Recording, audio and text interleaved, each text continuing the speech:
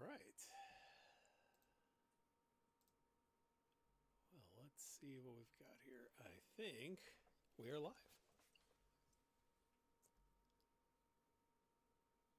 Hello.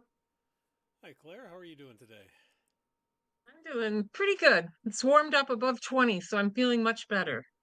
We're still hanging out at 18 here in Michigan, so we've got a little Yeah, bit to yeah, go we're yet. we're we're getting up into the 20s today, so at least it's not 6, which it was a couple days ago. Double Absolutely. digits, yay. Hi, Gary. Hello, hello, hello. It was 16 this morning. That was our low. I think it was 14 the day before, something like that. Anyway, Mm. that's really, really cold for North Carolina. It's silly Oh cold. yeah, yeah. I mean, this is normal weather for upstate New York. It's not like, unheard of, although it's been cold for longer than it usually is, and I'm sick of it. I need to go to Florida, but it's not warm there either. Yeah, I was reading a thing yesterday that said there's more snow on the ground in Florida than there is in South Dakota right now. Oh my God, I was watching my Substack and the guy Tim Miller, he's from New Orleans and he's stuck in New York and can't get home because they got like 10 inches of snow and the airport's closed and it was like, really? In New Orleans?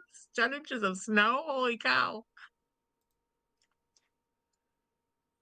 right, so Well, folks. Sherry Right? can be waving at us from her palace in Florida. She's far enough south that I have not talked to her in the last couple of days, so I'm not sure. Like, of course, she's from upstate New York, so she's used to the cold, but and they didn't get as much that far south. They were still like reasonable. My brother's up by Sarasota, and was sending notes about, you people take your weather back. We don't want it down here. So, All right. Well, I think we've got everything all set up here. It looks like we're live on LinkedIn and actually was able to get YouTube on here. I don't know if we're going to get too many viewers, but the goal is to make this as accessible as possible. So um, that's the plan. So, welcome cool. for those of you who may be viewing this elsewhere, not in the Zoom chat here. My name is Mike Hess. I'm the chair of the AARC Ambulatory and Post Acute Care section, and this is a weekly live office hour that I've started to try to do so that we can, really try and work on improving engagement throughout the section and with the organization in general. So this is a time to ask questions and to provide some commentary, things like that. When things get too slow, I start delving into what are some top health news items of the week and that sort of thing. But looks like we've got some folks who are going to join us today. Here comes Steve joining in the waiting room here. So we've got a good group here in the Zoom chat, and I will put a link to that in the LinkedIn comments, and I'll try and get it on YouTube here. I'm gonna need like a social media intern or something before too long to figure all this stuff out. But please feel free to join us on Zoom or just drop some comments in whatever platform you are watching us on, and be able to answer questions and give feedback and stuff. So again, welcome everybody. Glad you're able to make it today.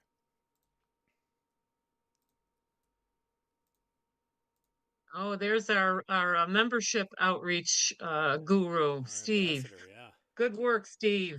Oh, Steve, you're on mute, You're buddy. mute.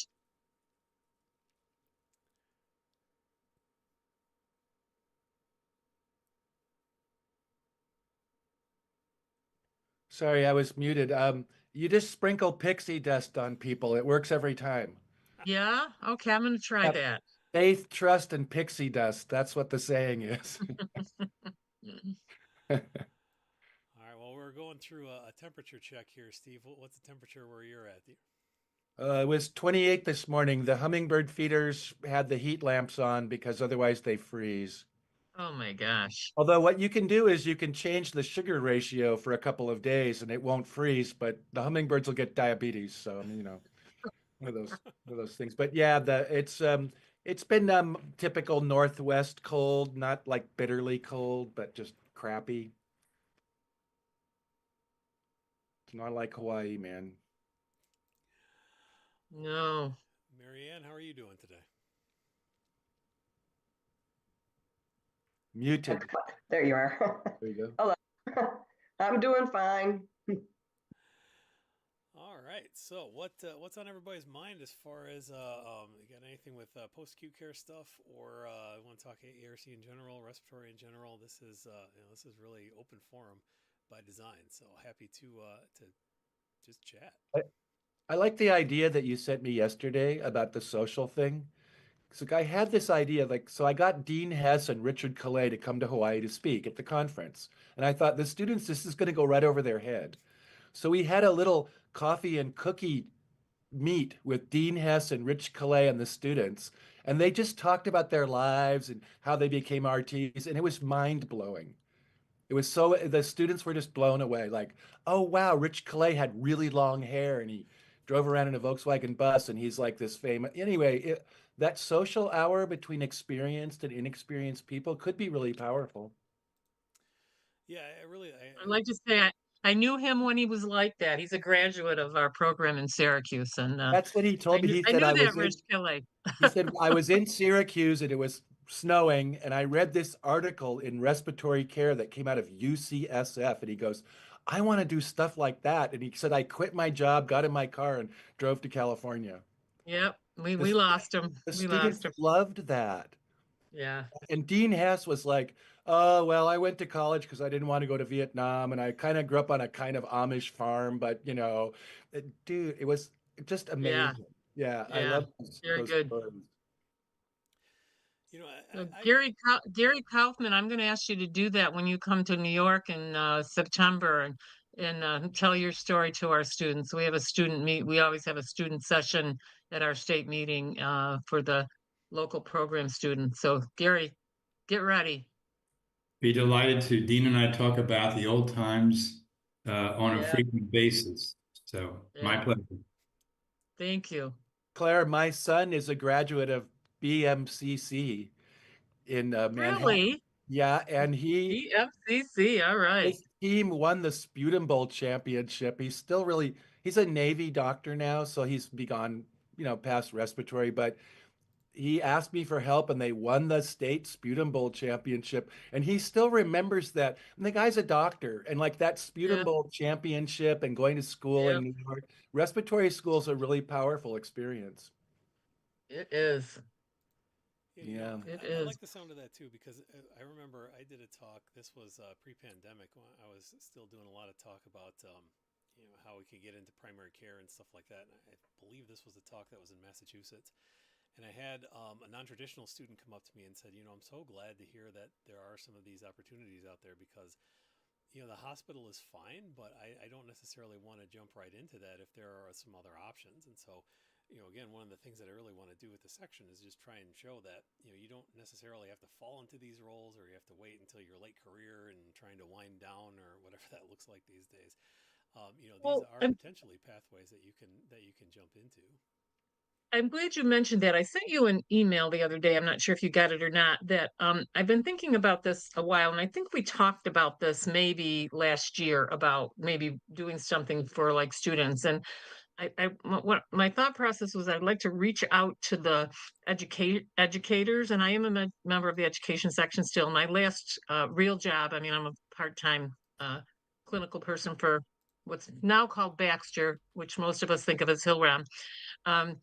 Now, but I was a program director for quite a while, and I'd like to reach out to the schools and find out, like, first of all, what are you doing for ambulatory and post-acute care education? Do you do anything? Is it built into your courses? Do you do clinicals? I ran a baccalaureate program, which is a little different because we have more time, right? And so we actually had a course in rehab and home care, and all of our students they went to the clinic with the docs, they went to pulmonary function lab, they went to rehab, they went to home care, they did all those things. I'm not sure that 2-year programs it's very hard to fit all that kind of stuff in a 2-year program, but I'd love to know what they're doing. And then the other part would be, what could we do? Would you like, if we put together like a video or something like that, would you be interested in that? Would you like us to do like, sign up to do like a guest video lecture for your students or something like that? So if you guys think that sounds reasonable, I'll reach out to Jennifer Anderson. She's the head of the education section, and see if maybe we can do something to just maybe get some information and then offer our services in whatever way they might like our services. So, I Yeah. was having the My same song, Claire. discussion about rotating, students rotation through LTACs and DME. And the one school actually did have, I think it was like one day with the DME, and I showed my favorite Mark yeah, 7 here. But one of the things that we learned as students, and Dean was a year ahead of me in our program, is we went out with the Lung Association, and they had patients come in with the green boxes, and we took them apart, cleaned them. And again, this was in the Pleistocene, so more than a few years ago. But I got to believe that that was valuable for the student. It was for me yeah, to understand how things really are. It's not just like you can plug into the wall oxygen 50 psi and there's no air in the home. But we probably kept patients out of the hospital doing yeah, that. And we didn't yeah, think about that in those days. So yeah, we I did. was Yeah, talking with Terry and Jennifer about this, about maybe a lunch and learn. In a 2-year program, most people say there just isn't time. It's so chock full now. yeah. But maybe a lunch and learn about the role of therapist in post-acute care. So just a thought. Yeah, I Yeah, actually so had I think I'll reach out to Jennifer and see if maybe we can just start out by getting some information on what things are going on. I know we sent our students to a DME, which was hard because most of them, they think it's a liability. They don't want to take students. Will the patients be okay with it? And we were fortunate at that time to have a hospital owned, one of our major clinical sites had their own home care company. They sold it. So that's not even there anymore. And so a lot of the home care companies were not really interested. We had trouble getting them into rehab because, we're working too hard. We don't have time. We don't have time to spend with students. We ended up sending them to a rehab that was like an hour away because our local rehab, um, she just didn't want to spend the time. So, it's difficult sometimes to get them in. Our docs were great about bringing them into the office and when they had patients in so they could see that side of things. Pulmonary labs were great about letting them come and hang out in the pulmonary lab and do testing, those kind of things. But some of the things are difficult. There's just not a clinical site that actually wants you to do that. So Hmm. but interesting to find out what they are doing and how many are doing anything. I suspect some of them are not doing much.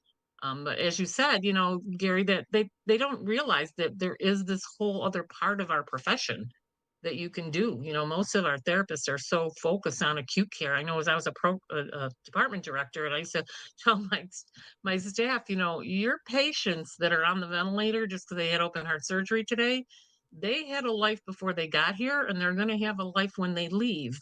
And you guys need to think about that. Like, did you look at their pulmonary functions? These patients are these patients have bad lung disease and nobody's even treating them for that. They're not even on any meds. So while they're here, maybe you could like push somebody in the direction of helping get them some help for their underlying lung disease. So, but most therapists are very acute care focused, and that's what we focus on in school. That's what the exam focuses on. You don't need to know a lot about ambulatory and post-acute care to get registered.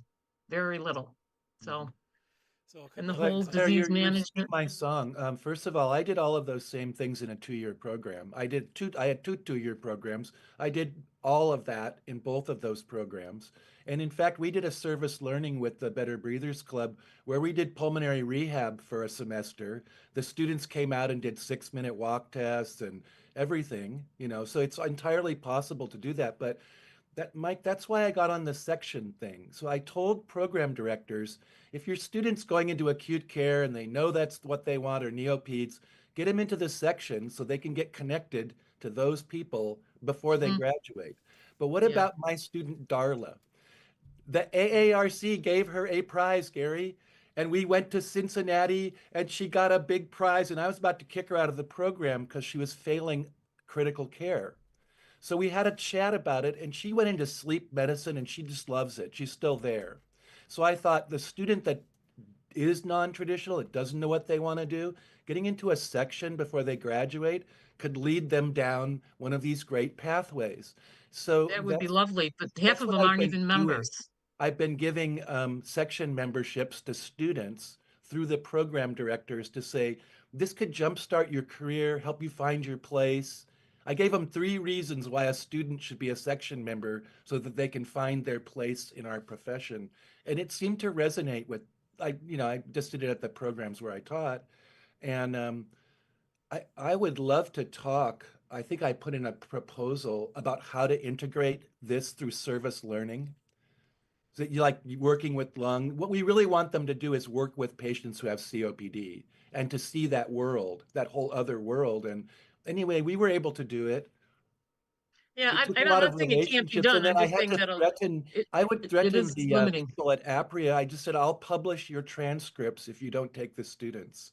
You know what I mean? Like what I mean is building relationships with your graduates and stuff, and Yeah, getting those facilities absolutely. that'll do that. Yeah.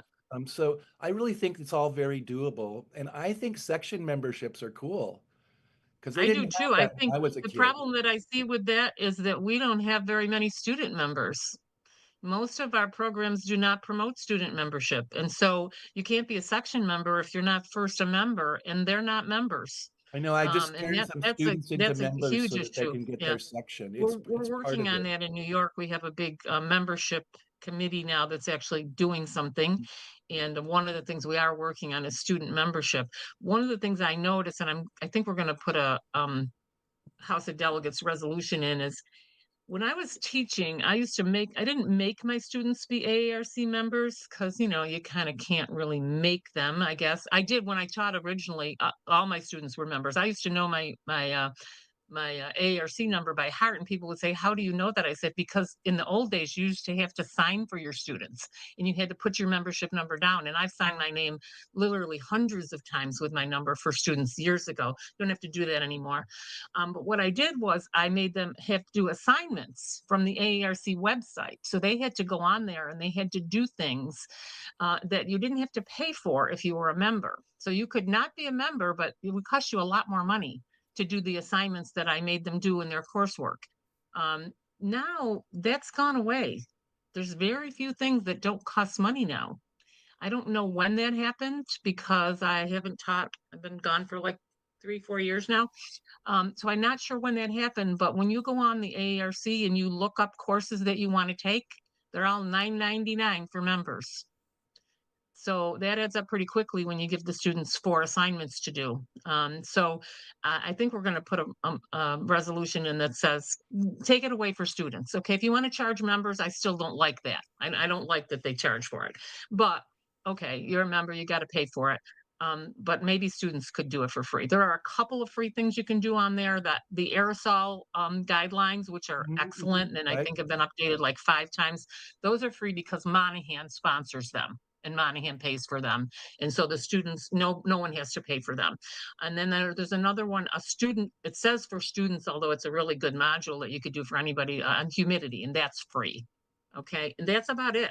And then they have a free monthly journal thing that you can do that doesn't cost anything to get CRCEs. I'm not sure how helpful that would be for students because they're, you know, having trouble knowing what respiratory therapy is about, and we're not going to have them reading advanced articles at that point in their life, right? But it would be nice if students could, if we could say, join the AARC and you have to do these things online as part of your school. So, I think just going back, trying I to like dredge that. the marketing course, the first is awareness. And I think that's a challenge for post-acute care, ambulatory and post-acute care. Because a lot of people aren't aware because they're inside the 4 walls. Second is preference. What's the value prop of belonging to the section or work in that area? Since you guys just asked about leadership grand rounds this year, thank you for asking. October 16th, we will feature a panel of 3 people. None of the 3 know who they are yet, but one set up this chat, and it's role as a respiratory therapist outside the traditional 4 walls. And who we have slated, and since this is being recorded, perhaps the other 2 are listening, is Mike Hess, All right. Ashton Chrysalis Ashton, who was one of our emerging leaders and has done some really cool stuff.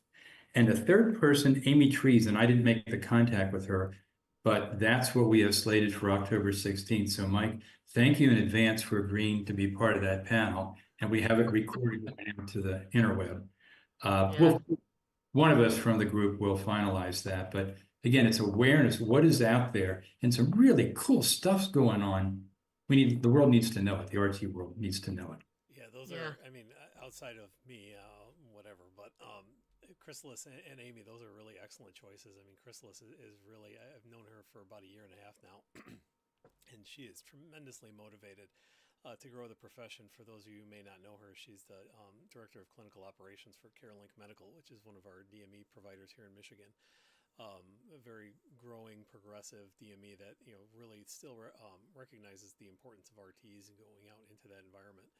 And then Amy, I've known her for a few years now, was originally like a pediatric asthma kind of specialist and was tasked with creating a COPD reduction plan and through an ACO, and really has done some good work with working with paramedics and those other personnel that are able to go out in the community a little bit easier, and you'd be the hands-on to and then have two-way communication with her, and then again just improving care coordination and all those things. So those are excellent choices to kind of remind people that yes, home care is still a thing, and it's not, again, home care has gotten a bad rap. It's kind of had a bad rap ever since I've started. It was like again, one of those things that why would you want to do that and go into all the nasty houses and all that sort of thing. But as I've gotten more into the COPD space, I mean that is really essential. So trying to bring that back, and then also somebody like Amy who's really going into those continuum of care kinds of positions, I think that's excellent. A couple The other other things I thing, want to throw out real quick, just to your point about lunch and learn. I know there's definitely appetite for that. That's actually something that I spoke with Jennifer about that or sometime in the last month or so. Maybe it was a little bit before the holidays. So that's definitely on a glide path. We can definitely do that as a section thing. I think again, it's oh, for the good. education section, yeah, Yeah, definitely. I think it's good to also try to do that with other programs, as we can maybe in-person sorts of things, stuff like that. And now I'm also thinking about if people aren't getting exposure, maybe they can't get hands-on exposure to these programs, can we put together some educational packages of some kind that can talk about RT roles and these sorts of things, and use those as kind of enrichment materials. And then the other thing I want to throw out there to Gary's point about awareness, from the data that I had as of October, because this was part of the our section meeting at Congress, only 22% of AARC members are a part of any specialty section. And a lot of the commentary that I get is, I didn't know what the specialty section, I didn't know we had specialty sections. I didn't really know what they were for, all that sorts of thing. So I've also been in contact with AARC. There are some infrastructure barriers to some of the things that AARC wants to do with membership sections that will hopefully be going away this year. Some of the the back end database kind of stuff is just kind of boxing them into certain things. But Monique, who is our lead of membership now, has some really cool ideas about how we can start building membership in general, but also really speaking to the potential value add for the membership sections. And as I've said a couple of times now, I really want to use our section potentially as a test bed for let's go way outside the box. Again, I Right. had spoken We have to nothing Steve. to lose, Yeah. right? Right. Only to gain by trying new things, innovating here. Yeah. Yeah, and I had a I'm really thinking the good other thing is conversation yesterday. reaching out to some of the state societies and saying, like this year at our state meeting, we have Maria Rudd. I don't know how many of you know Maria. She's a local therapist originally out of Utica, and she's been in Virginia for a long time, but she's back and she's been in the post-acute care world for a long time, and she's going to do a talk for us, which she said, can I do this talk? I want to do this talk about home care and DME and what's going on in that world.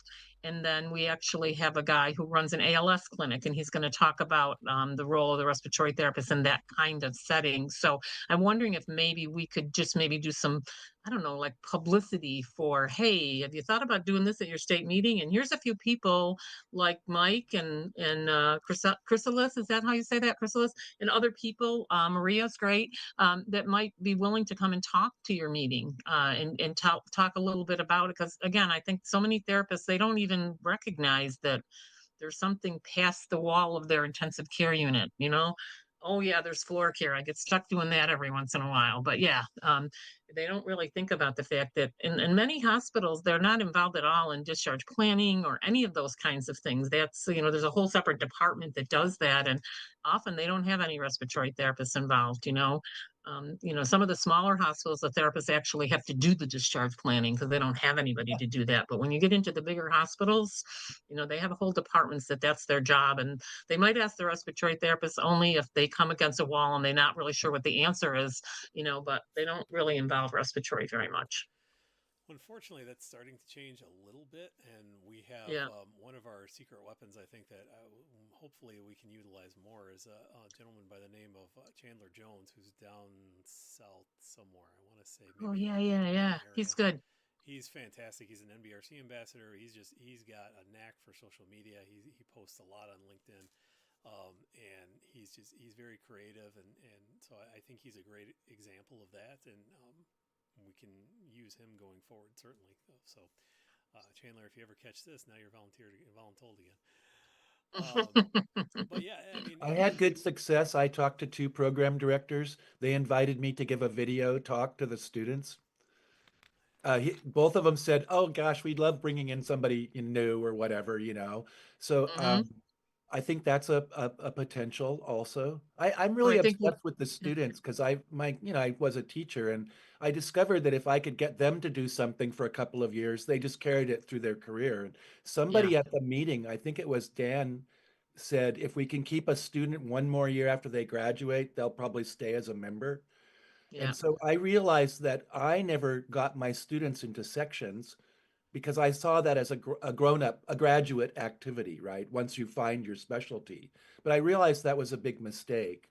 So I'm going to give some video talks, and they're kind of open about hearing about pulmonary rehab, you know. But I met with the Hawaii COPD Coalition the other day too, and that was really productive. And we talked about discharge planning. Kaiser Hawaii now has a respiratory therapist doing the discharge planning for I had a respiratory. discharge planner when I was at St. Joe's in Syracuse when I ran that department for quite a few years, and we had a discharge planner that every day that was her job, and then we had two or three people that were cross trained to back up her because we did it every day whether she was there or whether she wasn't there, and it was wonderful, and they did a wonderful job. And I was I don't know if there's excited any because data. when I left 8 years ago, they didn't have that. Kaiser had Yeah. no discharge for COPD, and now they've got an actual really good, experienced RT doing it, and they've stepped up their game. So I'm hopeful that that's the direction we're going. as Yeah, far I as wonder if there's any work on quantifying like how well that works. Like if you have a discharge planner, and maybe Kaiser could look at it, the before and after. I don't know, that might be a suggestion that once you put that in place, did that affect like how many of your patients came back in within 30 days or had an acute exacerbation or something like that? I know the program that we have locally at Kraus, which is called Lung Partners, which is Russ Acevito's program. You guys probably know Russ, and Wendy Fascia. Great program, and they work with the patients both when they're in the hospital and when they're out of the hospital. They don't follow them into the home physically, but they do follow up with them, and they've had really good results. They've had some really good data on reducing readmissions and those kind of things, reducing the length of stay when they are in the hospital. So Gary, I Yeah, think I just watched your presentation the other day with Patrick through Monahan, and I think you had some statistical information in there about things that we could do to keep people from coming back in that were really interesting. So, And I um, think we had very little data, in my opinion, just a few years ago. Now we've got good data on, I'll say, transitional care planning rather than discharge, mhm, right. RTs in the home, pulmonary rehab. We have the data. What I hear from department directors is, I know what to do. I don't have the staff to do it. So I think maybe a charge could be to collate these studies, package it, and show. And I get back. I was on a rant a couple chats ago about the Risotto study that showed only 25% of the time that patients were getting home oxygen scripts was a therapist involved. So there'd be a real easy study to do, not involved today, have a therapist spend an hour in the hospital, and then look at the pre-post ED visits and admissions. very simple to do because you're using each patient as their own control. So I think that, and we have the data, we don't have the time. And since you also asked about the AARC Safe and Effective Staffing Guide, thank you again for asking about that. We have the time. It is the time that takes for patient education is there. It doesn't have a CPT code, but then neither does oxygen or high flow have a CPT code. It's a matter of the directors having the data to support it. Spend an hour here, potentially save a readmission penalty. Well, and that's why another group that I really want to really try to work with is the adult acute care group, because I mean, a lot of these transitions really do start there. And to your point, Gary, I mean, if we're giving, I tell people that the first treatment I ever gave, even as a student, was for a pregnant woman who was nauseous in the ER. We gave albuterol, and it was like, why are we doing that? That was the cause. She wasn't, known to be asthmatic or anything. I was like, well, she's nauseous. And I was like, really? I was like, okay, I don't remember. I know I'm just first year, but I don't remember that from They'll fix it all. pharmacology. But yeah, why are we doing that? And when you start freeing up some of those folks, then you have the time. So yeah, that's an excellent use. And so then we can kind of have that cross pitch of, well, the first step is to actually allocate your staff properly, and then we get into the care transitions and everything. So that's definitely another group I've tried to make a pitch to have. I know Summer Forum is huge for educators and leaders and things like that, but that's part of why I started reaching out in the first place was, I wanted to talk to, as members of the program committee. It's like, if we can get some of these other talks on there, we can start breaking down some of the stovepiping, and again, then students realize that these paths are that exist, and managers start realizing that they are valuable. And as another part of that, we recently had a call with some of the section chairs, and we were talking about, particularly for one of my goals again, is to start putting together kind of a research or a resource repository where we start bringing all of those data together. And maybe we come up with a standardized presentation about this is the impact of an RT in care transitions, or this is the impact of an RT in something like what we have on the east side of the state with Brian Wicker and Kelly Long, where they will send a hospital RT out to the patient's home to do that follow-up. It bypasses a lot of the the DME and that kind of care coordination, but it has also saved their hospital system millions of dollars. It started with a 1-year grant, and I think they're in now like something like the 8th year of a 1-year grant, because they've been, Brian usually calls it like Kohl's cash. It's like, it's an instant rebate for the hospital, because they're saving so much money from readmissions and everything else. So, Right. But again, we've got to get that information out in a very easy to use, readily actionable format.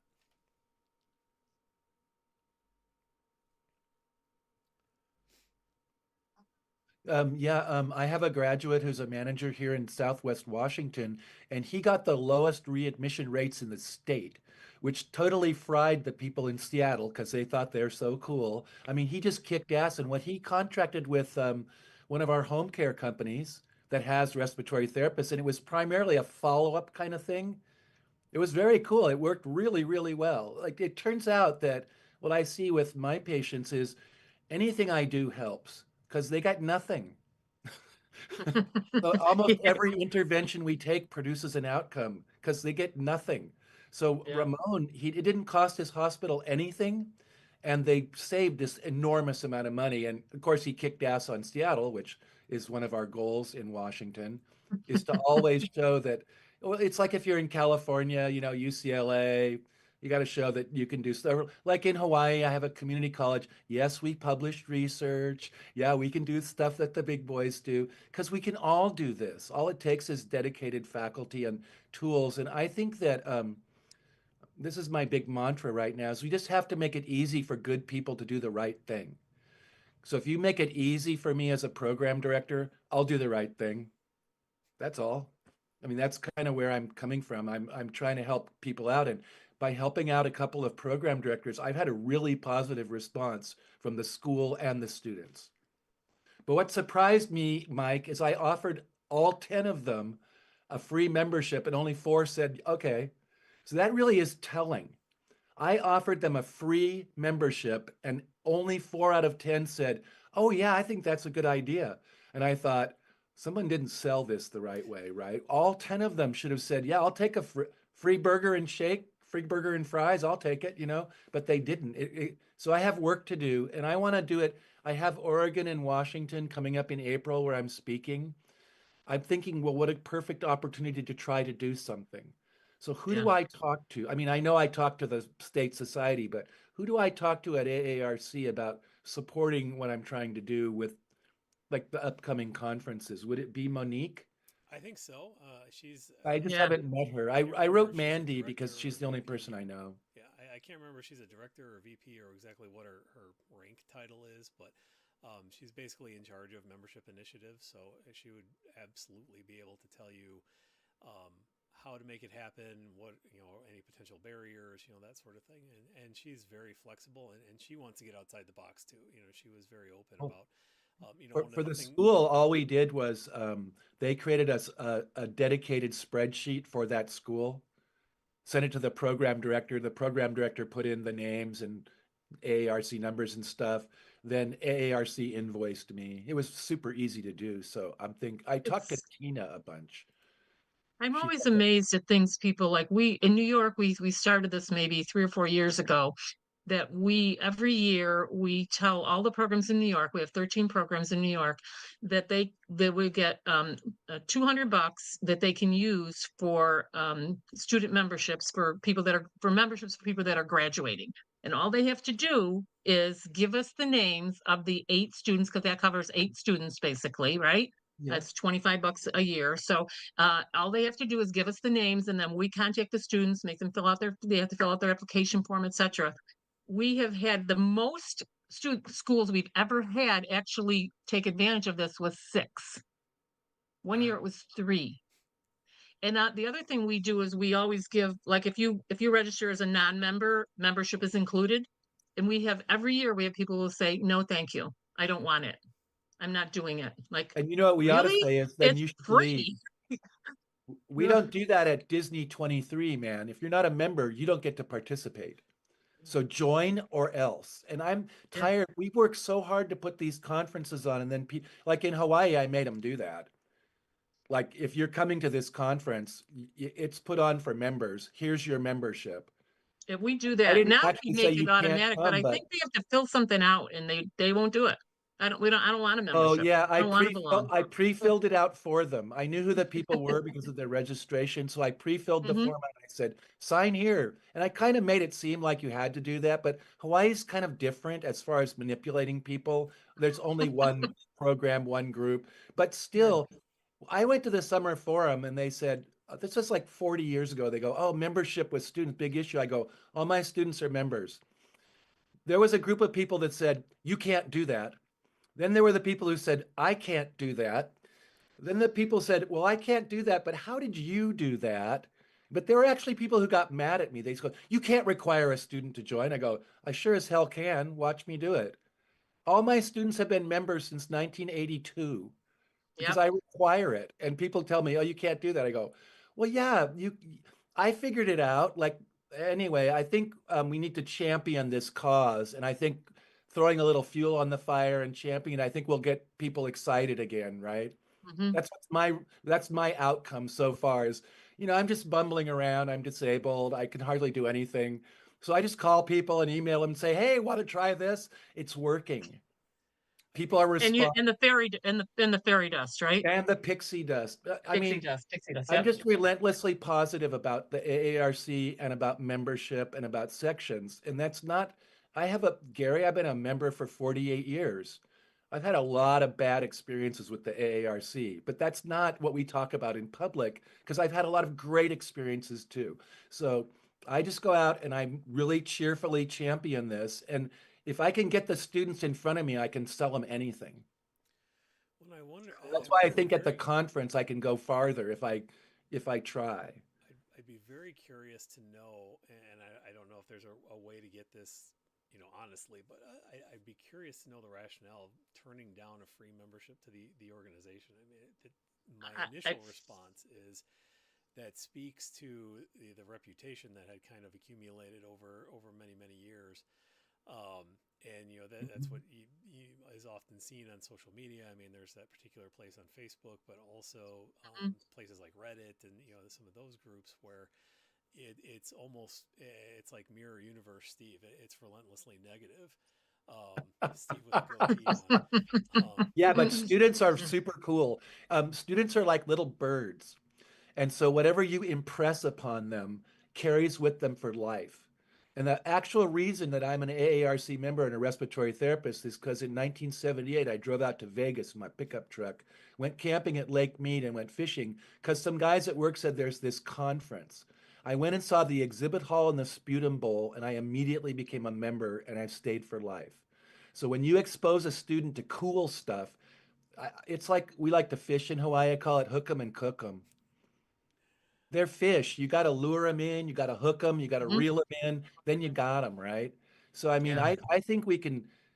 Oh, come on. It's a wasteland out there. People are hungry and thirsty for stuff that's positive and good.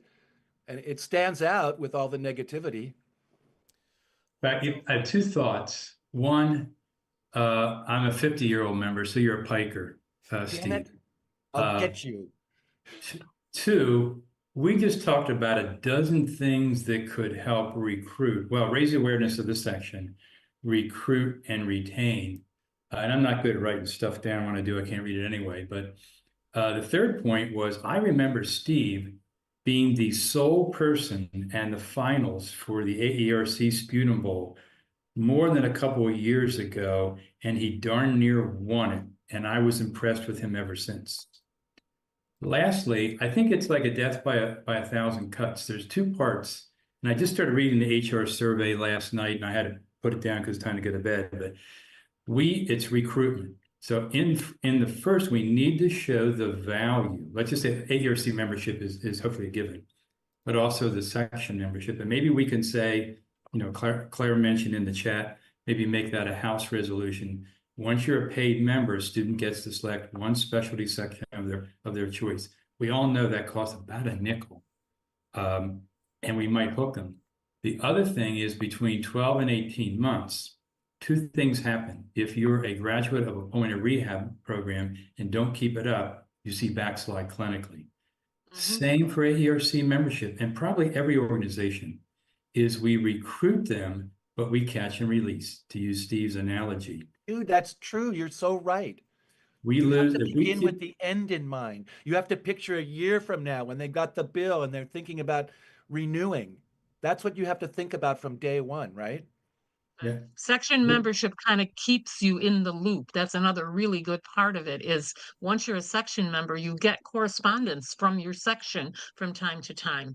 And it's like, oh, maybe I'll open that and see what they have to say. So I think that really helps that feedback. Someone said to me, where do you get all these ideas, many of which are crazy, by the way? Do you use ChatGPT? And I said, no, I belong to all the specialty sections. That's my ChatGPT. I don't know something. You guys see me all the time. Does anybody have this, that, and the other thing? And it comes in. You don't even have to go to you don't have to type in a URL.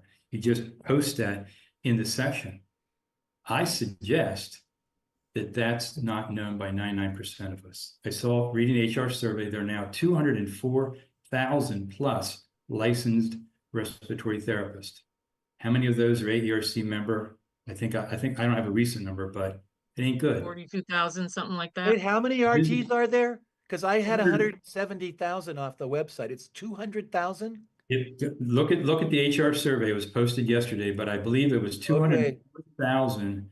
Now, some of those are dual license across states, so give or take a couple hundred. Oh, that explains it, because I have 5 licenses, so I would show up in a bunch of weird. Yeah, and there's going to be a couple hundred of those, but if it's 204,000 or 203,000, what a market we have. What a market we have. We can't lose. If we got 5% of the market, we would crush everything, right? Yep. That's how I'm looking at it. And I don't know anything about this, but my goal was to get one I was thinking if there's 400 members, Mike, and each person brought in 2 members, you'd have your 1,000 members. Yeah. So I just wanted to see if it could be done. Well, and so I'll have Again, I got a quick list here. Let's see, we'll go back to the whole idea of catch and release. We got our membership updates from December, and so from when we were looking at September to December, we actually lost about 10 members in the section. And I think I think there are probably several different reasons for that. One of which is, when Tim Buckley, our former chair, tried to renew his membership, he said he was seemed to be locked out of the section on AARC Connect for a couple of days. So I don't know if, because I can't remember from when I did it, if the automatic renewal also will capture the membership section. I can't remember. So that might be a structural issue. But also, we've got to drive engagement like this. I mean, this is a fantastic conversation. If we could have this kind of interaction, I mean, we're trying to have it weekly, but if we can get, younger professionals or whatever to see that, this is the value right here. This is networking with some very experienced people from very different walks of the profession. And these are the connections that will guide you throughout the rest of your career. I think that really speaks to that particular value. Second thing I'll throw out there is the conversation I had yesterday. Too hard to join a section, have to call yes. And I think that's, again, one of those back-end things that they're hoping to, as they transition some of the database stuff, I think they're going to try and work on that. I know they're looking at potentially bundling, you can get like 3 sections for the price of 2, or, that kind of stuff too. So that we can, again, reduce some of that stovepiping. Gary, you said that you didn't use ChatGPT or anything like that. I actually had a really good conversation with somebody who is leaning into AI a lot, and that's their specialty in respiratory right now. And they showed me how to use ChatGPT to get some really creative ways to boost membership and engagement. So I think if we take both of the strategies and push them together, I think we really are going to be unstoppable. And then finally, I want to get back to a comment from the LinkedIn chat here from Andrew Escobar, who's doing really innovative stuff down in Florida with diagnostic testing. What about RT programs partnering with local primary care offices and sending students out to participate with spirometry? Because then that exposure to the primary care setting can also, kind of lead to career paths there, can lead to additional advocacy. One of the hopes I'm trying to do this year overall is, we don't necessarily do a good job of explaining to RTs why some of this stuff is important.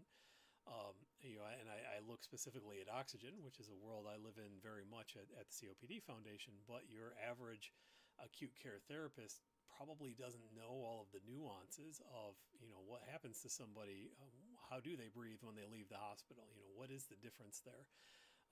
And I really want to move some of that currently.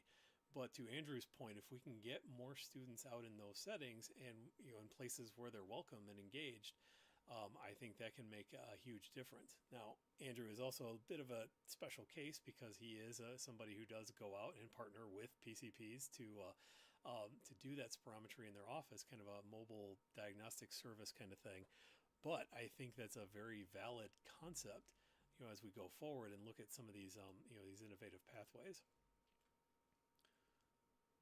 Steve, I love the idea of multiple. And when I was an educator, I belonged to a lot of different sections because Yes, as an so did I. educator, you want to know what's going on in acute care, what's going Yeah, on man, when you're on a rock in the in middle of the transport. ocean, Yeah, that's the only way you can talk to exactly. people.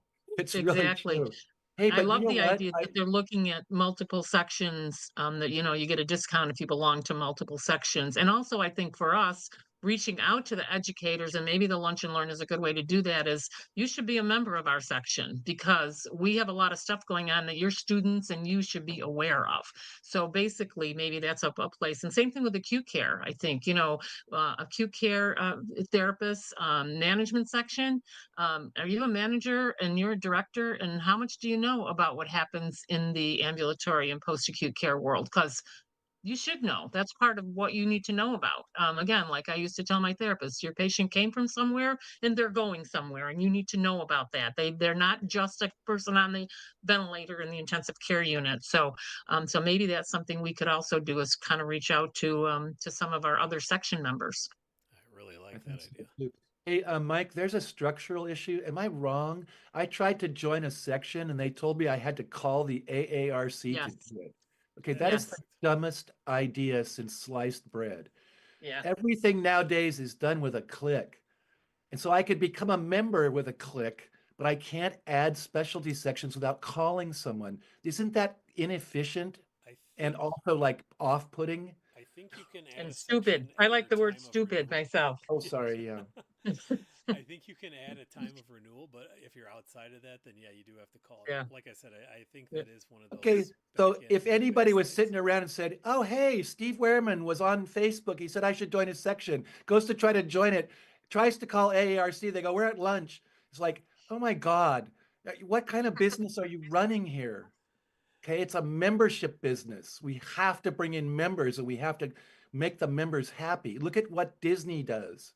I belong to D23. Last night I watched Richard Sherman's tribute, the man who did the music for Mary Poppins. Oh my God, this is a perk that I get for free, right? To do this kind of stuff. But then there's some things I pay for. So if it was up to me, AARC membership would be free, a digital membership, and then you would follow the Disney model and a gold membership would cost money, but that would give you perks. That's how they do it. They suck people in. But in any case, I just need to add members. And I had to go, this has taken me weeks to get AARC to do these spreadsheets. And then they did the spreadsheet wrong and we had to redo the spreadsheet. Dude, just go click on the thing. Tell them just make it so you can join a membership by clicking. That's a huge obstacle. Sorry, I'm on my Mike, soap. did you say they were working on that? That's my understanding. Yes. Cool. Okay, cool. Great. That would really, really make a difference. You know why? I had to go through this crazy stuff to get my coworkers on board. And if I had been able to do that, I could have clicked them on board without any help whatsoever. I could have created memberships without even telling people. Hey, guess what? Santa's As in. long as you were paying for it, why not, right? I know, right? Like you have been selected. Yeah. You know those mail things you get? You have been Yeah. selected. Come down Wait, to how the did I get selected? come to the Heathman Inn. We're going to give you dinner and talk about a timeshare. You know. But just to keep this in perspective, and I don't have recent numbers, but we're not alone. Oh, Unless you have to belong to an organization, which my understanding PTs do. You buy into and you get the basically AARC, MBRC cohort. Unless you do that, membership in organizations is at an all-time low, and it's not looking good. It's like for the listeners out there who might be thinking, we don't have our act together. That's partly true, but the reality is most organizations are struggling to retain yes. members, to recruit and retain. So we're not alone. This is very true. Been a member of the American Rose Society for a long time, and they're really struggling. And they are very elaborate. We have state meetings, we have officers. The only reason I have to stay is because I'm a consulting Rosarian, and a consulting Rosarian has to be a member of the association. Otherwise, you don't. And you can go to Rose Society meetings without being a member, and they're just really struggling. It's happening with all the groups that I belong to. It's really tough. However, the Rose people do something we don't do, and so does Disney. 4 times a year, they send out a glossy. And I miss the AARC Times. And as a longtime member, I would like 4 times a year. Disney sends me a beautiful glossy 4 times a year. The University of Hawaii sends me Malama Lama, the Light of Knowledge, 4 times a year. Rose Society, you can't have just digital roses. People like that magazine with the pictures of the roses in it. So I was wondering if we could actually. That's actually happening, I think. Ellen Warsham, I'm the chair of APEC's co-chair actually this year. I'm so happy I have a co-chair.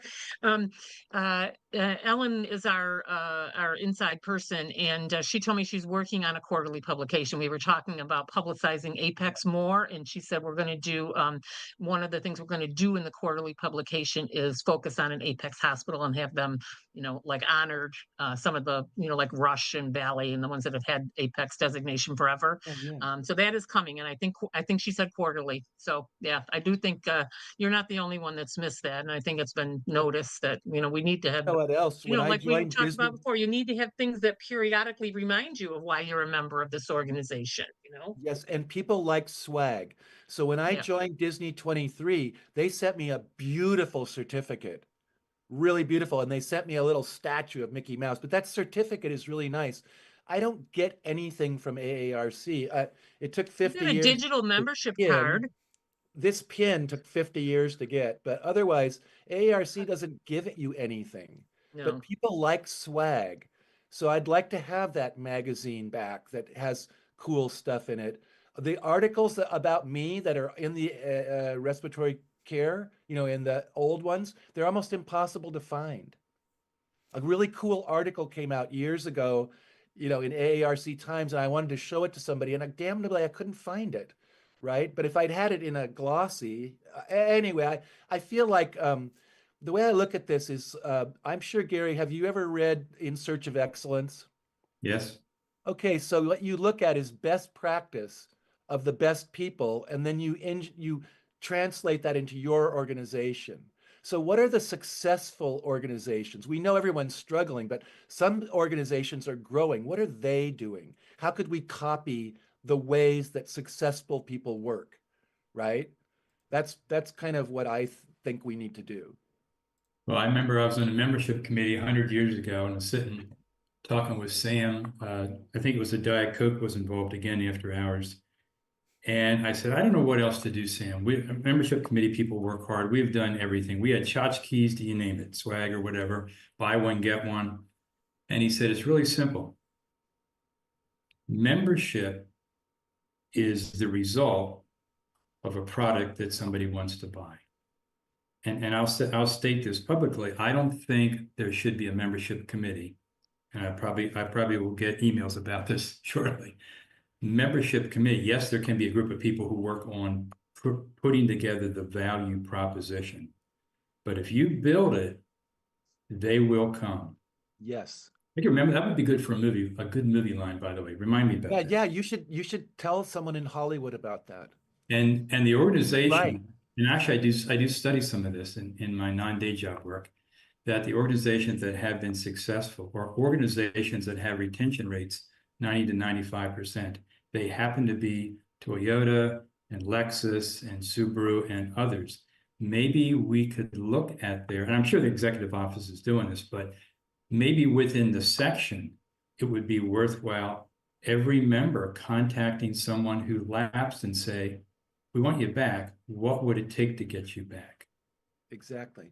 Something like it's ratable CRM management, but I think the personal note, I know the personal note works.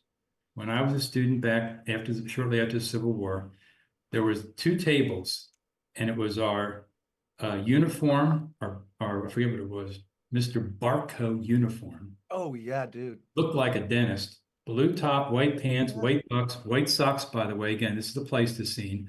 All the books, like the yellow and tan Egan. And the end was a piece of paper where you wrote your name down and gave him $15. You paid him for the uniform, for the books, and for that piece of paper. That piece of paper was AARC membership.